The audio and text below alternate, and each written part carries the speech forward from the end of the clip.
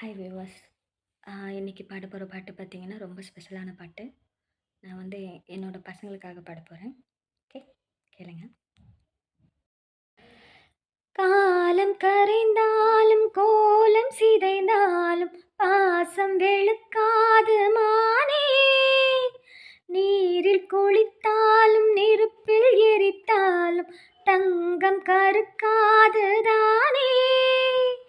உன்முகம் பார்க்கிறேன், அதில் என் முகம் பார்க்கிறேன்.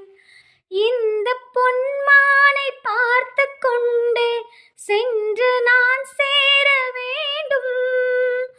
மீண்டும் ஜன்மங்கள் மாறும் போதும் நான் உன் மகளாக வேண்டும்.